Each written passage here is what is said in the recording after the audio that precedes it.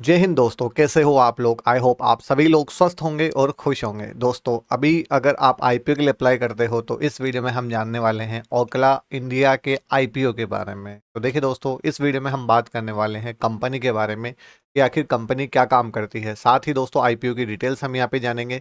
Company के financials किस तरीके के हैं, कंपनी प्रॉफिट मेकिंग है या फिर लॉस मेकिंग है। साथ ही दोस्तों इसके पीयर कंपैरिजन के अकॉर्डिंग इसके वैल्यूएशंस महंगी या फिर सस्ती है। लेटेस्ट जीएमपी क्या चल रही है, अप्लाई करना चाहिए या नहीं करना चाहिए, सारी बातें हम इस वीडियो में जानते हैं। सबसे पहले दोस्तों बात करें अगर हम यहाँ पे लेटेस्ट जीएमपी की, तो देखिए ये एक सिर्फ अंदाजा होता है, लेकिन अक्सर हम देखते हैं इसके आसपास हमें कई बार लिस्टिंग गेन देखने के लिए मिलता है ना। लेकिन ये फिक्स नहीं है, इसमें उतार चढ़ाव भी होते हुए देखने के लिए आपको मिल जाता है। तो अगर 26 तारीख तक की बात करें तो इसकी जो जीएमपी चल रही है दोस्तों अराउंड 60% के करीब, 16% के करीब चल रही है। आईपीओ का प्राइस कितना है, 730 रुपये। जीएमपी इस पे कितना, 116 रुपये। मतलब यहाँ पे लिस्टिंग के दिन 116 रुपये का गेन मिल सकता है, एक अनुमान है। जो रिटेल कैटेगरी का लोट होता है लगभग उस पर बेनिफिट हो गया आपको 2320 रुपये का। ठीक है, ग्रे मार्केट प्रीमियम फिलहाल ठीक चल रहा है। नेक्स्ट बात करें दोस्तों आईपीओ की डेट के बारे में, तो ये आईपीओ ओपन होगा दोस्तों 29 अक्टूबर को और क्लोज हो जाएगा 31 अक्टूबर 2025 को। जो आईपीओ का प्राइस रहने वाला है 695 से 730 रुपये पर शेयर रहने वाला है। और बात करें बीएससी एनएससी दोनों पे इसकी लिस्टिंग होगी। इशू साइज अगर देखें तो 1667.54 करोड़ रुपए का है। कंप्लीट यहाँ पे दोस्तों ये ऑफर फॉर सेल रखा गया है, मतलब ये पैसा कोई भी फिलहाल जो है कंपनी के काम में नहीं आने वाला है। जो भी एग्जिस्टिंग इसके प्रोमोटर शेयर होल्डर्स है वो अपना स्टेक यहाँ पे बेच के निकल लेंगे। फेस वैल्यू यहाँ पे रखी गई है 1 रुपये पर शेयर। एम्प्लॉय के लिए डिस्काउंट रहेगा 69 का और फिलहाल जो प्रमोटर होल्डिंग है वो है 90%। क्लियर। अब देखिए दोस्तों 31 तारीख अप्लाई करने की लास्ट डेट है। अलॉटमेंट आ जाएगा यहाँ पे 3 नवंबर को और रिफंड स्टार्ट हो जाएगा 4 नवंबर 2025 को। और अगर बात करें लिस्टिंग की तो वो होगी 6 नवंबर 2025 को। बात करें यहाँ पे कितना इन्वेस्टमेंट किया जा सकता है रिटेल कैटेगरी में, यहाँ पे जो मिनिमम एक लोट रहेगा 20 शेयर उसमें रहेंगे। 14,600 रुपये का इन्वेस्टमेंट रहने वाला है। रिटेल कैटेगरी में मैक्सिमम आप लगा सकते हो 13 लोट के लिए, जिसमें 260 शेयर रहेंगे और अमाउंट रहेगा 1,89,800। ये 2 लाख से नीचे तक का रहता है। Small H N I category की बात करें तो ये 2 लाख से लेकर 10 लाख तक जाती है।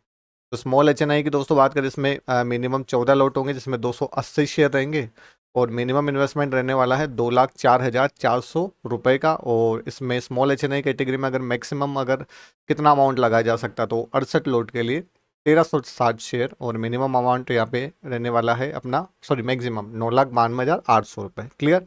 वहीं B H N I category की बात करें तो वहाँ पे 69 लोट के लिए आप लगा सकते हो, जिसमें 1,380 शेयर रहेंगे और ये इन्वेस्टमेंट मिनिमम रहने वाला है 10,07,400 रुपये का। ठीक है, तो ये 3 कैटेगरी हमारे पास में यहाँ पे लगाने के लिए। तो और सब्सक्रिप्शन के केस में देखिए दोस्तों, रिटेल कैटेगरी में सिर्फ 14,600 रुपये के शेयर ही मिलेंगे। और small H N I category की बात करें तो इसमें भी जब अलॉटमेंट मिलेगा, अगर सब्सक्रिप्शन और सब्सक्रिप्शन होता है तो 2,04,400 का ही मिलने वाला है। और बिग एच एन आई की कैटेगरी में अगर और सब्सक्रिप्शन होता है तो अलॉटमेंट सिर्फ 2,04,400 शेयर का ही मिलने वाला। बेसिक बातें क्लियर। अब देखिए दोस्तों जानते हैं कंपनी के बारे में। तो ये जो कंपनी है दोस्तों ओरकला इंडिया, ये जो है फूड कंपनी है। बेसिकली इसका क्या काम है, इसके 2 काम हैं यहाँ पे अगर हम देखें तो। एक तो स्पाइस और दूसरा हो गया कन्वेंस फूड। स्पाइसेज में क्या आ गए दोस्तों, ये मसाले वगैरह, सांभर मसाला हो गया, चिकन मसाला हो गया, रसम मसाला हो गया, है ना। और बाकी प्योर मसाले, हल्दी मिर्च धनिया, ये सब जो है ये कंपनी बनाती है। नेक्स्ट बात करें कन्वेंस फूड की, तो आजकल बिजी शेड्यूल रहता है लोगों का, टाइम की बड़ी कमी रहती है, तो रेडी टू कुक, है ना, रेडी टू ईट फूड भी जो है इसके मिलते हैं। अब जैसे रवा इडली मिक्स आ गया, इसको लेके आओ और घर पे इडली बनाओ। डोसा मिक्स आ गया, डोसे का घोल लेके आओ, डोसा तैयार करो और फटाफट आपका डोसा तैयार। पोहा गुलाब जामुन मिक्स, है ना, ये सब जो है कंपनी प्रोवाइड करती है।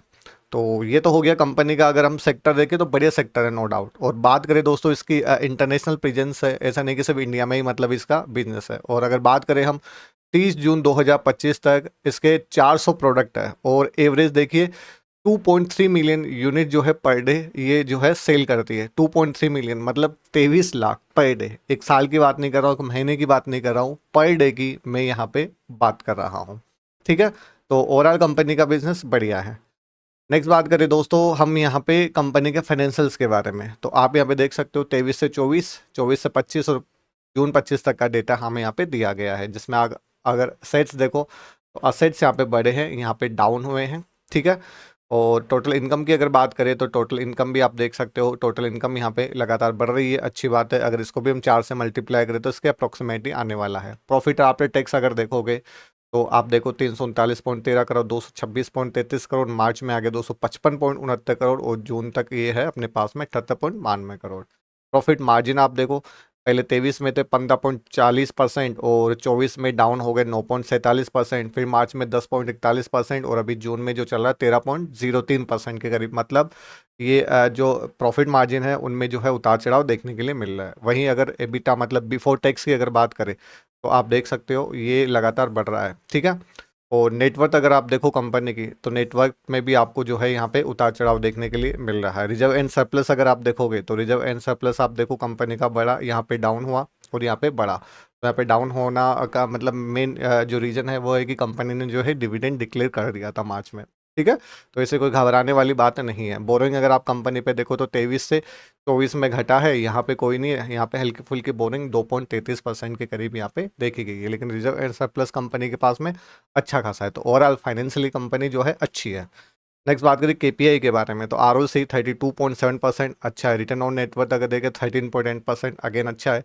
पेट मार्जिन अगर देखें तो 10.70% बढ़िया है। एबिटा मार्जिन 16.60% का, प्राइस टू बुक 5.40 का है।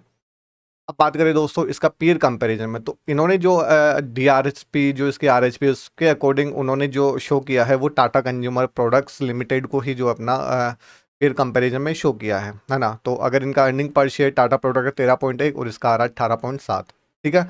पी के अकॉर्डिंग देखें तो टाटा कंज्यूमर का 90.01 है और इसका आ रहा है अपने पास में 39। तो अपन वैल्यूएशन के अकॉर्डिंग अगर देखें तो ना महंगी ना सस्ते, हमें ऐसा कुछ ज़्यादा नज़र नहीं आ रहा। ओवरऑल ठीक वैल्यूएशन के ऊपर ये कंपनी लग रहा है कि अपना आईपीओ लेके आ रही है। नेक्स्ट बात करें अब इस आईपीओ के लिए अप्लाई करना चाहिए या फिर नहीं करना चाहिए। तो देखिए दोस्तों ये वीडियो सिर्फ एजुकेशन पर्पज के अकॉर्डिंग है, आप अपना डिसीजन अपने रिस्क अपना एनालिसिस के बेसिस के ऊपर ले। बाकी बात करें कंपनी के बारे में तो देखिए कंपनी का सेक्टर बढ़िया है, कोई इशू नहीं है। हालांकि कॉम्पिटिटिव सेक्टर है लेकिन कंपनी अगर अच्छा करती है तो नो डाउट। अभी तक तो देखिए कंपनी के पेट मार्जिन वगैरह ठीक है, 10% के अबव हुई है जो कि एक अच्छी बात है। फाइनेंशियल्स अगर हम देखें तो फाइनेंशियल्स भी कंपनी के अच्छे हैं, कोई इशू फिलहाल नज़र नहीं आ रहा है। पीयर कंपैरिजन के अकॉर्डिंग वैल्यूएशंस भी ठीक है। लेटेस्ट जीएमपी भी फिलहाल जो है इसमें उतार चढ़ाव चल रहा है, 22% के करीब चल के 50% के करीब जो है ये जीएमपी आ गई है। तो लिस्टिंग एंड फिलहाल एक्सपेक्टेड है ना 10 to 15% के करीब प्रोबेबल है। बाकी लॉन्ग टर्म के हिसाब से भी देखें तो अभी तो कंपनी ठीक नज़र आ रही है, ऐसा कोई मेजर इशू यहाँ पे नज़र नहीं आ रहा है। बाकी आप क्या करने वाले हो इस आईपीओ के साथ एक बार प्लीज़ कमेंट करके ज़रूर बताना। अगर आप इस आईपीओ के लिए अप्लाई करते हो तो कौन से कैटेगरी में कितने लोड के लिए अप्लाई करने वाले हो। बाकी वीडियो में देखे जानकारी अच्छी लगी तो चैनल को सब्सक्राइब कीजिएगा और ऐसा कमेंट ज़रूर कीजिएगा।